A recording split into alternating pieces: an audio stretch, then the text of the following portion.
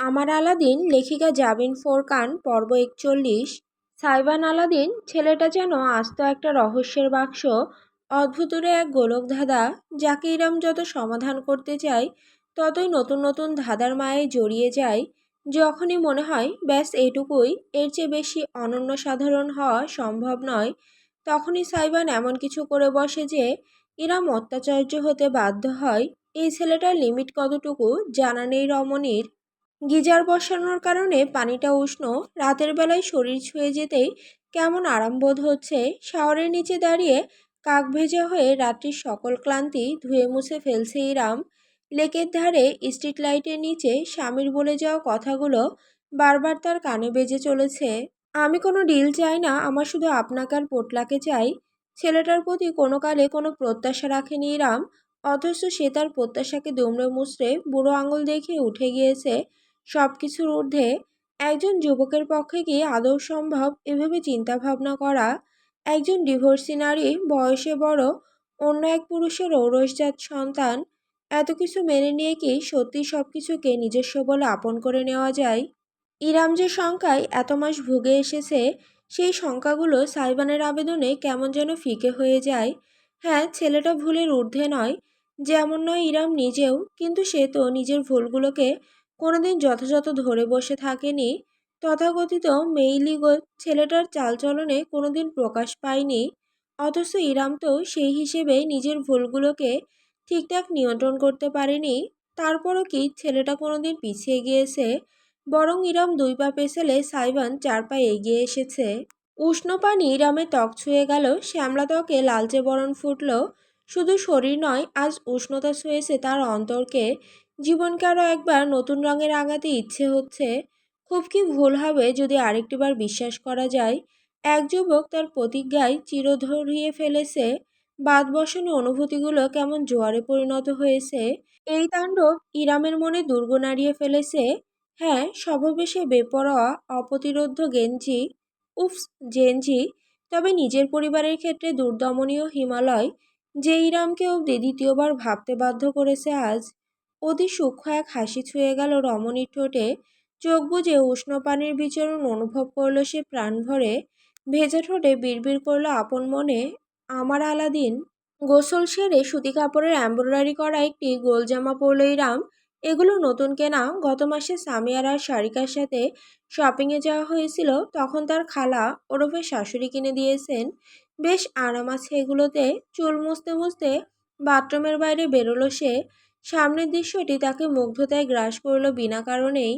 বিছানায় আরামে ঘুমাচ্ছে ইজান, যে আসার পর খানিকটা খাওয়াতেই কাদা হয়ে গিয়েছে একেবারে। দিন দুনিয়ার কোনো হুঁশ নেই, নিদ্রাচ্ছন্ন। ছোট ছোট হাত দুখানা মুখের দুপাশে মুঠ করে রাখা। ইরাম গোসল করতে যাওয়ার সময় ঢেকে যায়নি ইজানকে, অথচ এখন একটা পাতলা চাদর দিয়ে ছোট্ট শরীরটা ঢাকা। কাজটা কার বুঝতে কিছুই বাকি রইল না ইরামের। বুক ভরে উঠল তার তৃপ্তিতে। যার জন্য এত কিছু, এত সংগ্রাম, এত লড়াই, সেই ছোট্ট মানুষটা ভালো আছে। এর থেকে বেশি কিছু কোনোদিন ইরামের চাওয়ার ছিল না। তোয়ালে রেখে ঘুরে তাকালো সে। রুমের সাথে লাগোয়া বারান্দা আছে একটা, সেই বারান্দায় দরজা খোলা, সেখান দিয়ে দেখা যাচ্ছে রেলিংয়ে হেলান দিয়ে দাঁড়িয়ে আছে সাইবান। ইরামের আগেই গোসল সেরেছে সে। একটা ঢোলা হাফ হাতা শার্ট আর ট্রাউজার পরনে। শার্টের বুকের দিককার বোতামগুলো খোলা, গলায় ঝুলতে থাকা একটা সিলভার চেইন চকচক করছে। চুলগুলো এখনো আধ ভেজা, তাকিয়ে আছে সুদূর আকাশ পানে। বাতাসের ঝাপটা এসে গায়ে লাগছে, তাকে দেখাচ্ছে কোনো শিল্পীর হাতে গড়া সুনিপুণ এক ভাস্কর্যের মতন। ইরাম তাকিয়ে রইল অনেকটা সময়, অতঃপর পায়ে পায়ে এগিয়ে গেল বারান্দার ভেতরে, দাঁড়ালো সাইবানের পাশে। আকাশে কি দেখছো? নরম গলায় শুধালো ইরাম। সাইবান তার দিকে তাকালো না, আকাশের দিকে দৃষ্টি রেখে উত্তর দিল, তারা গুনছি। তারা গুনে শেষ করা যায় না। যতদিনে আপনি জবাব দেবেন ততদিনে শেষ হয়ে যাবে। ইরাম মাথা ঘুরিয়ে সরু দৃষ্টিতে তাকালো। কি জবাব চাও তুমি? সেটা আপনি বুঝে নিন। বুকে দুবাহু বেঁধে স্বামীকে আপাদমস্তক পর্যবেক্ষণ করল সে। সাইবানের নজর জোড়া খুঁটিয়ে খুঁটিয়ে দেখে যাচ্ছে আকাশে ছড়িয়ে থাকা অগণিত তারাদের। তার কালো চোখের মাঝে অসীম সৌন্দর্য নিয়ে প্রতিফলন ঘটছে সেসবের। যেন তারা আকাশে নয়, বরং সাইবানের চোখে ফুটেছে। ইরাম নরম গলায় বলল, তুমি বাস্তব সম্পর্ক চাও, আমাদের ভবিষ্যৎ চাও। সবই শুনলাম এবং বুঝলাম, কিন্তু আমার মনে হয় না তোমার ধারণা আছে তুমি কি চাইছো। এবার সাইবান চোখ ঘুরিয়ে তাকালো ইরামের মুখে, ঘোরাফেরা করে ঠোঁটের উপর থামলো তা 1 সেকেন্ডের জন্য। পরক্ষণে আবার চোখেতে চোখ উঠে এলো, নয়নে নয়ন মেলালো। আমি না বুঝে জেদ করছি তাই মনে হয় আপনার। ইরাম মাথা দোলালো, একটি দীর্ঘশ্বাস ফেলে বলতে শুরু করলো, তুমি জেদ করছো না, তোমার চাওয়াটা স্বাভাবিক। কিন্তু তুমি বুঝতে পারছো না জীবনটা অনেক বড়। আজ বর্তমান একরকম, কাল সেটা নাও থাকতে পারে। মানুষের মন পরিবর্তন হতে 2 সেকেন্ডও সময় লাগে না, সেখানে বছরের পর বছর ধরে একসঙ্গে চলাটা কঠিন। চোখ তুলে স্বামীর গভীর দৃষ্টি মাঝে সরাসরি তাকালো ইরাম, বলল, তোমার আর আমার জন্য সেটা আরো কঠিন, কারণ আমাদের বয়সের বিভেদ। আর 5টা সাধারণ দম্পতির সঙ্গে নিজেদের তুলনা করাটা কঠিন। তুমি ভবিষ্যতে আরো ম্যাচিওর হবে, তোমার চিন্তাধারার পরিবর্তন আসবে। এটা জাগতিক নিয়ম, দোষের কিছু নয়। একটি ঢোক গিলল ইরাম, তার কণ্ঠস্বর অনেকখানি মিইয়ে এলো। আর কিছু বছর পর আমার চুলে পাক ধরবে, শরীর ভেঙে যাবে, চেহারার জেল্লা কমে যাবে। তখনও কি তোমার আমাকে মনে ধরবে? গাঢ় নীরবতা, রেলিংয়ের ওপর হাত চেপে বসল ইরামের। বাতাসের প্রবাহ এসে এলোমেলো করে দিয়ে গেল তার হালকা ভেজা চুলগুলো। মিনিট খানেক নৈশব্দ রাজ করল। অতঃপর অতি ধীরে তার কাছে সরে দাঁড়ালো সাইবান। রেলিংয়ের ওপর রাখা তার হাতটার ওপর নিজের বিশাল হাতটা রাখল। সব শীতলতা যেন তৎক্ষণাৎ দূরীভূত হয়ে গেল। ইরাম টের পেল উষ্ণতার আচ্ছাদন। সূক্ষ্ম হাসল সাইবান। আমার কাছে টাইম মেশিন থাকলে আমি সবার প্রথমে কি করতাম জানেন? কানের কাছে গভীর কণ্ঠটা বাজল বুঝি। রমণী এমন অপ্রাসঙ্গিক প্রশ্নে অবাক হলো, তবুও শুধালো, কি করতে? অতীতে গিয়ে সেই সময়টায় আপনাকে দেখতাম যখন আপনি একজন নারী থেকে একজন মা হয়ে উঠছিলেন। পাশ থেকে সরে পিছনে দাঁড়ালো সাইবান। ইরামের কাঁধে মাথা ঠেকালো, জড়িয়ে ধরে একটি হাত রাখলো অর্ধাঙ্গিনীর উদরের মাঝে। পোটলা যখন এখানটায় বসবাস করত, তখন আপনাকে কেমন লাগতো দেখার ইচ্ছা আমার আমৃত্যু মিটবে না। একটু থেমে সে যোগ করল, আপনার ফোলা পেট, ভারী শরীর, খিটখিটে মেজাজ, বাচ্চামো ব্যবহার, চামড়ার স্টেচ মার্ক দেখার জন্য যে যে কোনো কিছু সওদা করতে পারে, তার কাছে আপনার পাকা চুল গলিত জ্যোৎস্না। ইরাম নির্বাক হয়ে রইল। কেমন অনুভূত হচ্ছে তা ব্যাখ্যা করাটা মুশকিল। বুকের ভেতর ঝড় উঠেছে, যে ঝড় এত সহজে দমবে না আজ। অভ্যন্তরে যে সত্তাটাকে ইরাম বন্দি করে রেখেছে, আজ সে দুয়ারে কড়া নেড়ে স্বাধীনতা চাইছে। আর কত দূরত্ব, আর কত লুকোচুরি, একটুখানি ভালোভাবে বাঁচার অধিকার কি তার নেই? টালমাটাল এই দোলাচলের মাঝেই তার কানে ভেসে এলো, আপনার প্রতিটি রূপে এই অধমের চোখে প্রবল আকর্ষণীয় ইরাম। এ যেন এক নিগূঢ় আহ্বান। হাজার চাওয়া সত্ত্বেও এই আহ্বানের সামনে নিজেকে রোখা গেল না। কাঁপা কাঁপা একটি হাত ইরাম নিজের উদরে চেপে বসা পুরুষালী হাতটার উপর রাখল। আঙুলগুলো জড়িয়ে গেল তার নরম আঙুলের ভাঁজে ভাঁজে। আলাদিন। হুম। ডাকের বিপরীতে যখন উত্তরটা ভেসে এলো, তখন ইরামের খুব মধুর অনুভূতি হলো। নিজেকে স্বাধীনতা দিল সে, এলিয়ে দিল শরীরটাকে স্বামীর বুকের বিপরীতে। সাইবান আরও শক্তভাবে তাকে জড়িয়ে কাছে টেনে নিল। ঘাড়ে মুখ গুজল। সদ্য গোসল সেরে আসায় ইরামের শরীরে শীতল সুবাসটুকু তাকে মাতোয়ারা করে দিচ্ছে। নিজেকে নিয়ন্ত্রণ করতে বড্ড কষ্ট হচ্ছে। ইরাম আকাশের তারাদের দিকে চেয়ে বলল, একটা সম্পর্কের মূল ভিত্তি বিশ্বাস। যেখানে বিশ্বাসের বাস, সেখানে নিষিদ্ধ সর্বনাশ। আমি তোমাকে কতটুকু বিশ্বাস করি জানি না, তবে তুমি আমার জীবনে এমন কিছু সত্য জানো যার সম্পর্কে দ্বিতীয় কোনো ব্যক্তির ধারণা নেই। You know my darkest secret, my darkest past. কিন্তু সেই হিসাবে আমি তোমার সম্পর্কে কতটুকু জানি? সাইবান থমকালো, মুখ তুলে খানিকটা বিস্ময় নিয়ে তাকালো অর্ধাঙ্গিনীর দিকে। ইরাম তার আঙুলগুলো শক্তভাবে চেপে ধরে নিজেদের মেলানো হাত দুটো দেখতে দেখতে বলল, যদি তুমি আমাদের মাঝে সত্য চাও তবে তোমাকেও সত্য হতে হবে। আমি জানি না তুমি আমাকে বিশ্বাস করো কি না। যদি মনে হয় এক বিন্দু হলেও করো, তাহলে তোমাকে বুঝতে আমাকে একটুখানি সাহায্য করো, কেমন? সাইবানের আঙুলগুলো ইরামের আঙুলের মাঝে এতটা জোরে চেপে বসলো যে রমন এবার রীতিমতো ব্যথা পেল। তবুও নিজের হাত সরিয়ে নিল না, স্বামীকে সময় দিল। সাইবানের চেহারা শক্ত হয়ে গিয়েছে, চোখ জোড়া থেকে নমনীয় ভাব বিদায় নিয়ে কেমন বিষণ্ণতা ভর করেছে। অবশেষে ঝুঁকে ইরামের কাঁধে কপাল ঠেকালো সে, একটি দীর্ঘশ্বাস ফেলল। আপনি কবে থেকে জানেন? তার কণ্ঠটা হালকা ভাঙা শোনালো। ইরাম জবাব দিল, আমি জানি না, তোমার কাছ থেকে জানতে চাই, তুমি বলবে তবেই আমি জানবো। কিছুক্ষণ নীরব হয়ে থাকলো সাইবান। ইরাম ভাবলো কোনো প্রতিক্রিয়া আসবে না, হয়তো সে অতটাও কাছাকাছি যেতে পারেনি এই ছেলেটার, যতটা কাছাকাছি গেলে মনের কথাগুলো একেবারে লুকিয়ে না রেখে খোলাখুলি বিনিময় করা যায়। অথচ তার আলাদিন তাকে আরও একবার পরিপূর্ণভাবে হতবাক করে দিল। আগের তুলনায় শান্ত হয়ে বলল, আমাকে একটু সময় দিন, একটুখানি গুছিয়ে নিই, আমি আপনাকে নিজে থেকে সব বলবো। ব্যাস, আর পারা যায় না, এত কিছুর পর আর ফিরিয়ে দেওয়া মানায় না। ইরামের বুকের ভেতরটা ধড়পড় করে উঠল। মনে হলো যেন শ্বাস আটকে যাবে তার। সাইবান বলে গেল, আর থ্যাঙ্কস, আমার মতো মহাবোকামি না করে আপনি সরাসরি আমার কাছে এসে জানতে চেয়েছেন। আমি দাম্পত্য জীবনে এখনো কাঁচা, হালটা আপনাকে শক্ত হাতে ধরতে হবে। সহসাই উল্টো ঘুরে দাঁড়ালো ইরাম, দুর্বদ্ধ হৃদয় চেপে দুহাত তুলে সাইবানের মুখটা চেপে ধরল। তোমাকে কি কোনো বাহানাতে আটকানো যাবে না? মৃদু হাসলো সাইবান, ইরামের হাতে বিড়াল ছানার মতো নিজের মুখ ঘষতে ঘষতে বলল, তালা আটকায় চাবিতে, মাছ আটকায় বড়শিতে, আর আমি আটকায় আপনাতে।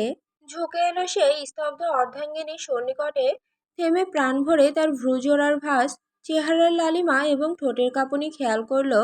বৃদ্ধাঙ্গুলে ছুঁয়ে দিল সেই ঠোঁট। ইরাম শিউরে উঠল, পরক্ষণে ফিসফিসিয়ে বলল, পরে যেন বলো না আমি তোমায় সাবধান করিনি। আপনি তো আমার জন্য গোটা একটা বিপদ সংকেত।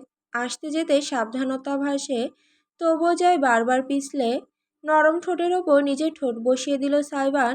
প্রথমটায় আলতোভাবে, ইরামের সমস্ত শরীর কাঁপল।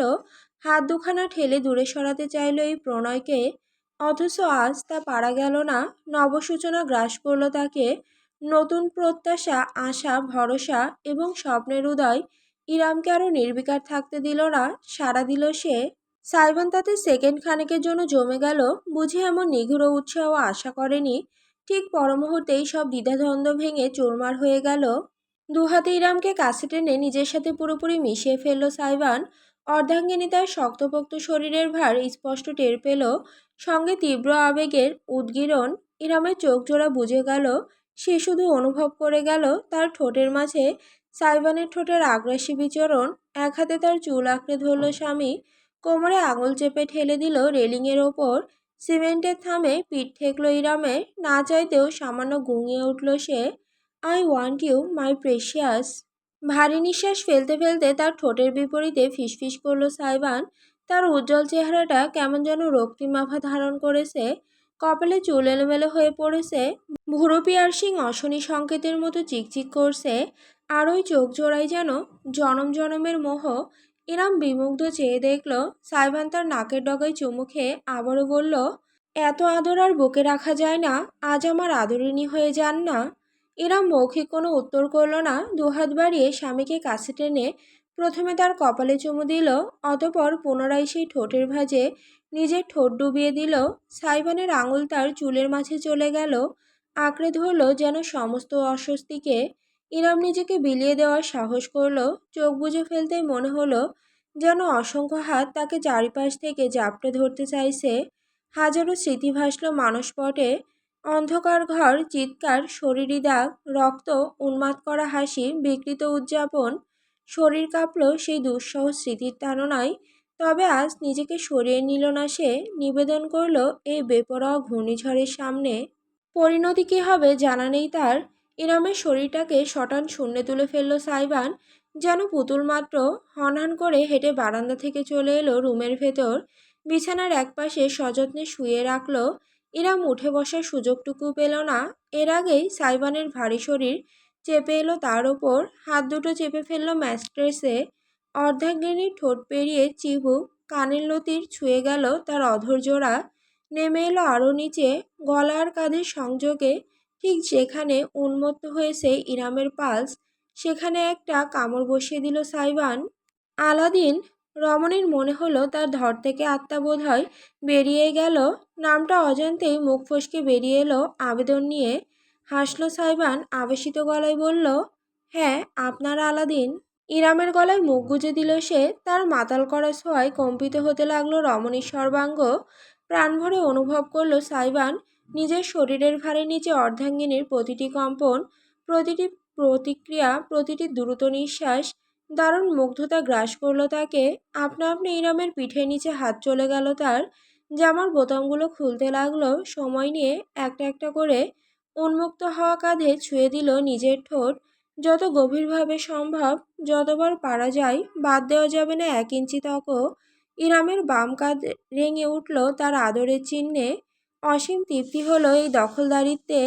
পিঠের মাঝে হাত বুলিয়ে ইরামের কানের লতিতে কামড় বসাতেই হঠাৎ আ উ ওয়া জমে গেল উভয়ে। ঘর থেকে বেরিয়ে এসে এমন দৃষ্টিতে তাকালো একে অপরের দিকে।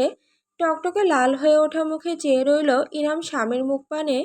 তারপরই মাথা কাত করে দেখলো পাশে বিছানায় আরেকটু দূরে শুয়ে হাত পা ছুঁড়ে কাঁদছে ইজান। এক মুহূর্তের জন্য তার কথা মাথা থেকে বেরিয়ে গিয়েছিল দুজনের। ভীষণ লজ্জাবোধ হলো ইরামের। সাইবানের বুকে হাত ঠেকিয়ে ঠেলল। সরো, কুচুপো কাঁদছে। অথচ এক চুল নড়ল না সাইবান। মাথা কাত করে তাকিয়ে থাকলো ইজানের ছটফট করতে থাকা শরীরের দিকে। তার চেহারা কেমন যেন শক্ত হয়ে গিয়েছে। ভ্রুজোড়ার মাঝে তীব্র টান টান ভাঁজ, কপালের পাশে শিরা উপশিরা জেগে উঠেছে। গলার দিকটা ধমনী স্পষ্ট দপদপ করছে। কাছাকাছি থাকায় শরীরে হঠাৎ বেড়ে যাওয়া উত্তাপটাও ইরাম স্পষ্ট টের পাচ্ছে। স্ত্রীকে বিদ্যুৎ দিলে যেমন ধীরে ধীরে গরম হয়ে ওঠে, সাইবানও ঠিক তেমন গরম হয়ে যাচ্ছে। আরেকটু হলে বাষ্প ইঞ্জিনের মতো তার মাথা থেকে ধোঁয়া বেরোনো শুরু হতে পারে। ইরাম উঠতে চাইল, এবার খানিকটা জোরেই ধাক্কা দিল আলাদিন। ধপ করে তার কাঁধে মাথা গুঁজে ফেলল সাইবান। ছেলেটার শরীর কাঁপতে শুরু করেছে। দুই হাতের আঙুল বিছানার চাদর এত শক্তিতে আঁকড়ে ধরেছে যে আঙুলগুলো ফ্যাকাশে বর্ণ ধারণ করেছে। ইরাম ফিসফিস শুনতে পেল নিজের কানে, তামান্না ভাটিয়া, তামান্না ভাটিয়া। ধুরু জাউরার বাচ্চাটা, তামান্নাও আর কাজের না। এক লাফে ইরামের উপর থেকে উঠে পড়ল সাইবান। ধূপধাপ পা ফেলে হনহন করে এগিয়ে গিয়ে এক হাতে খাবলা দেওয়ার মতো করে ইজানকে তুলে ফেলল। ইজানের কান্না থেমে গেল হঠাৎ করেই। অশ্রু সজল চোখে সে ড্যাব ড্যাব করে চেয়ে রইল পিতার দিকে, যেন নিজেও অবাক হয়ে গিয়েছে। ইরাম হতবিহ্বল চেয়ে দেখল। সে নিশ্চিতভাবে জানে ইজান কথা বলতে পারলে বলতো, এটা কোন ধরনের বেয়াদবি আব্বু। তার মুখ থেকে বেরোলো, গু, তোরে গুয়ের পোটলায় বাইন্দা পিষা দিয়া আকসের ওসাইতে পারতাম। সাইবানের মুখ থেকে বরিশাইলা ভাষা বেরিয়ে গিয়েছে। ইরাম ফ্যাল ফ্যাল করে শুধু দেখে যাচ্ছে কাণ্ড। ইজানও কম যায় না, কত বড় সাহস বাপে ওনাকে গালি দেয়। সেও ছোট্ট পা তুলে বুক বরাবর লাথি হাঁকিয়ে খেকিয়ে উঠল, আগা গু, একটা পাক্কা মারমো এখানে ফ্লাশ হবি যাইয়া ল্যাট্রিনে। সত্যি সত্যি ছুড়ে দেওয়ার ভঙ্গি করলো সাইবান। তার বাহুর মাঝে সাপের মতো হাত পা জড়িয়ে আঁকড়ে ধরে ফেলে ইজান। নিজের শক্ত মারির এক ভয়ানক কামড় বসিয়ে দিল বৃদ্ধাঙ্গুলে। সুচ ফোটার মতো একটা ব্যথা হলো। সাইবান ঝটকা দিয়ে উঠল। আহ! ভারসাম্য হারিয়ে বিছানায় বসে পড়ল সে। ইজান তার হাত থেকে নেমে গড়িয়ে গেল ম্যাট্রেসের ওপর। কার্যসিদ্ধি হাসিল হয়েছে, বিজয়ের ভঙ্গিতে মাথা তুলল সে। তাতে দেখা গেল নিচের মাড়ির ওপর সাদা সাদা সূচালো কিছু একটা একেবারে জলজল করছে। কোদালের খোঁচানি। গর্জে উঠল সাইবান। ইরাম যেন সদ্বিদ ফিরে পেয়েছে এতক্ষণে। দ্রুত ইজানকে বুকে টেনে নিল সে। দেখি দেখি, আমার কুচুপোর দাঁত উঠেছে। একটি আঙুল ঢুকে সন্তর্পণে পরীক্ষা করলো ইরাম। কিছুদিন থেকে সে বুঝতে পারছিল জায়গাটা শক্ত ছিল, দাঁত উঠবে শীঘ্রই। আজ সকালেও মুখ পরিষ্কার করার সময় সূচালো লেগেছে, তবে তখনও দাঁত ভালোভাবে বেরোয়নি। এখন স্পষ্ট দেখা যাচ্ছে ছোট্ট একটুখানি। ইরামের মাঝে ইজান একেবারে গলে গেল। মাতৃহৃদয় আনন্দে নেচে উঠল। জড়িয়ে ধরে অসংখ্য চুমু খেলো সে ছেলেকে। আমার আব্বু, আমার সোনাটা কত বড় হয়ে গিয়েছে। আমার কুচুপোটা, দাঁত উঠেছে তোমার? হ্যাঁ, কত সাহসী আমার আব্বুটা। উম্মা, উম্মা। খিলখিলে গলায় হাসল ইজান। মায়ের আদরে উত্তেজিত হয়ে পড়ল।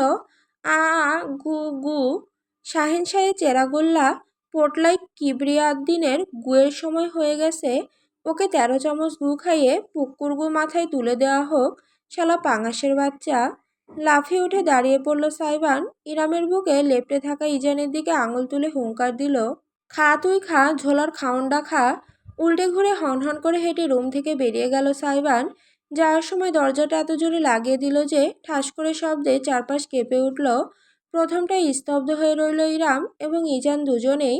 পরক্ষণে একে অপরের দিকে তাকিয়ে ফিক করে হেসে ফেলল। ছেলের কপালে কপাল ঘষতে ঘষতে ইরাম বলল, আব্বু তো চেতে গেছে রে কুচুপু। আ বা গুই। বহুদিন বাদে প্রাণ খুলে হাসল ইরাম। শেষ রাতের দিকে ঘুমিয়ে পড়েছিল ইরাম। বলা বাহুল্য, সাইবান সত্যি গত রাতে আর রুমে আসেনি। ব্যাপারটা কি হলো? এতই রাগ। সেই রাগের কথা মনে আসলেও ইরামের হাসি পাচ্ছে এখন। তাই ঘুম ভাঙতেই সে উঠে ফ্রেশ হয়ে নিল। ইজান মহারাজ রাতের দরবার শেষ করে এখন নিদ্রা বিশ্রামে আছেন। তাকে শুইয়ে রেডি হয়ে ইরাম নিচে নেমে এলো। কাঠের সিঁড়িতে ক্যাচ ক্যাচ শব্দ হলো। সাইবান অভিমানীটাকে এখন আবার তোষামত করে ম্যানেজ করতে হয়। নিচে নামতেই বেশ কিছু খাবারের সুঘ্রাণ নাকে গেল ইরামের। সামনের দৃশ্য দেখে তার পদক্ষেপ সিঁড়ির মাঝে থেমে গেল।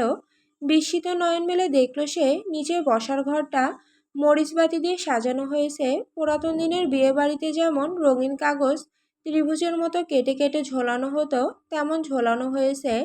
কয়েকজন কর্মী নিরলস পরিশ্রম করে যাচ্ছে এখনো।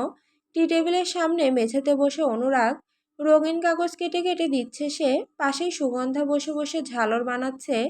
মিসির সোপায় বসে বেলুন ফুলিয়ে রাখছে। হঠাৎ করে দেখলে মনে হবে বুঝি 90 দশকের কোনো অনুষ্ঠান বাড়িতে ঢুকে পড়েছে কেউ। ইরাম অবাক হয়ে সামনে এগোলো। অবশেষে চোখ গেল তার ওই মানুষটার দিকে। সারা রাত কোথায় ছিল বুঝতে বাকি রইল না। দেয়ালের কাছে চেয়ারের ওপরে সাইবান আঠা দিয়ে একটা পোস্টার টানাচ্ছে সে। সেই পোস্টারে লেখা আজ আপদের জন্মদিন, কিন্তু বর্গের জয়ের বদলে ভুলে ঝ লিখে ফেলেছে। সেটা আবার নতুন করে লেখারও প্রয়োজন বোধ করেনি। ঝ কেটে ওখানেই বানান ঠিক করে লিখেছে আবার আজ আপদের জন্মদিন। সাইবান সেখানে দাঁড়িয়ে দাঁড়িয়ে মার্কার হাতে নিয়ে কি যেন দেখলো। হতবাক ইরাম খেয়াল করলো সেই লাইনটা আবার কেটে কুটে সাইবান ওই কাটাকাটির মাঝখানেই লিখল আজ আপদকে জন্মদিন।